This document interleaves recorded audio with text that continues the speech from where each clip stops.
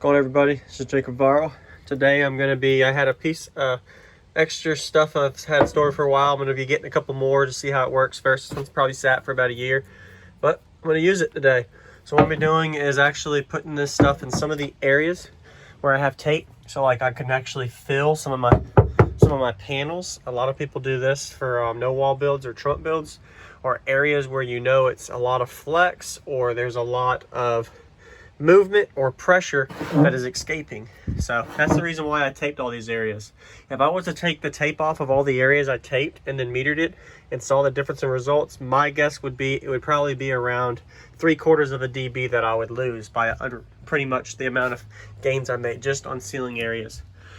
Best results would be to Dynamat and pretty much anything that you could put on there as a resin, a hard surface, or even wood bracings, etc. But anyway, today I'm going to be doing that, so we'll see how that goes. Been shaking this a little bit, getting it ready to spray, taking away the tape. I'm going to do one area at a time, and I only had one of these sitting around, so I'll probably go to the store to get a few more. I use great stuff. There's also 3M Loctite. You get the 3X growth, so this one expands up to 1 inch. I think there's some that can get even bigger, and of course the way you do it strategically depends on weather as well as how big of a gap. But yeah, that's what I'm gonna be doing today, so stay tuned for the video and we'll see how things go. I'll pause it for a minute, get some of this tape removed, that way I'm not on camera the whole time. But this is the area that I'm gonna be doing. I did notice down here I had to retape an area, so I visually can show y'all right here. This whole thing flexes and moves, so what I want to do is get rid of this tape and put this foam on here, and hopefully it sticks to it, and that kind of removes. So the area next to the port is the most important because that's where most of the pressure's coming out of, and I would really like to get to that point where all of this is sealed up. It's already been removed, all the panels. I have a couple tools I store here for emergencies, such as if I need to get into my actual spare tire. There's a couple other tools I put in there, like a jack, etc. All right, so I'll get with y'all in a minute after I get this tape removed. All right, so I got the tape out.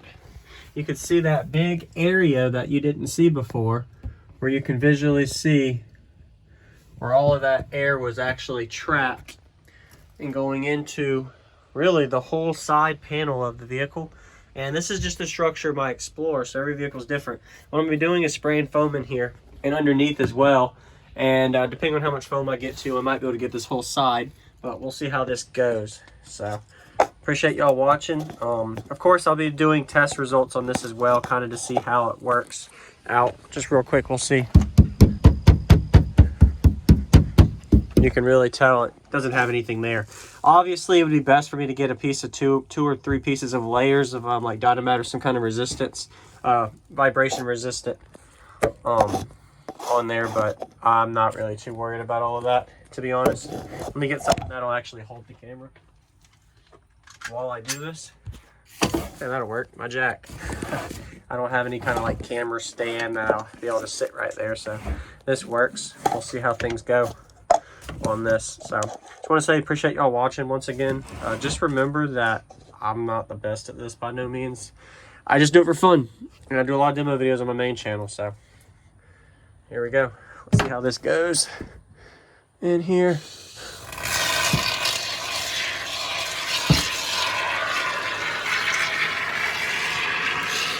Actually kind of satisfying to see how it cures on video too.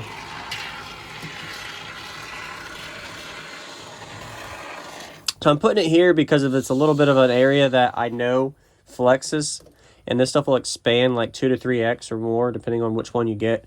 So you don't need a whole lot. It looks like you need a lot when you do it, but when you do it, you're like, oh crap, too much. Another issue I had is if you put too much in one area, it won't expand and it'll cure only part of it. So for example, when I had my wall built in the roof, when I actually added it in, I literally had like 5 cans I sprayed on the roof, and just it literally was within a 7 or 8 foot square footage area. And what happened was the center of it was super hard and it didn't cure, so it really wasn't uniform to where it needed to be. All right, let's see.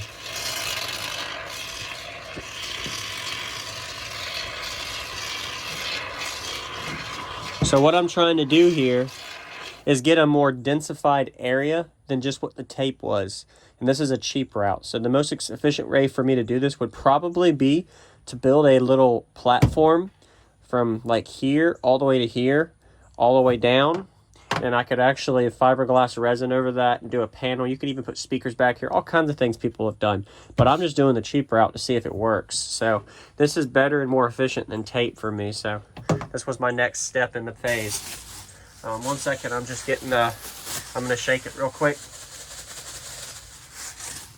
I shake it sometimes. Quick tip. People are gonna be like, really? So a lot of people use gloves. I don't want to spend the money on gloves, so I literally use a Walmart bag, Kroger, Food Line, Publix, etc. Any kind of bag you have, you could just put your hand around inside of, and it's like a glove without buying the gloves. I've always done that. All right, here we go. So it's not piling. It's only made for up to an inch gap, 2-inch gap, but this is, as you can see, around a 3.5 inch or less. So what's going to happen is it's going to drop slightly, and it'll take a while to cure. Anybody that's done this a lot, give them some feedback. I'm not the best at this by no means. So it's definitely pretty cool to see how it seals up though. So that'll be enough there for now. Let that kind of expand. Once it's on and applied, you don't want to touch it, because what will happen is that sucker will stick to whatever it touches, obviously. All right, let's get in here.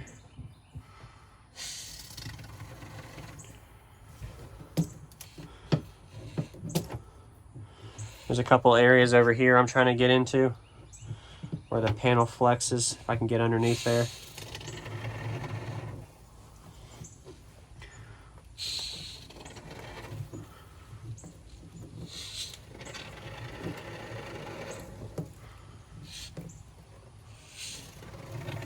All right.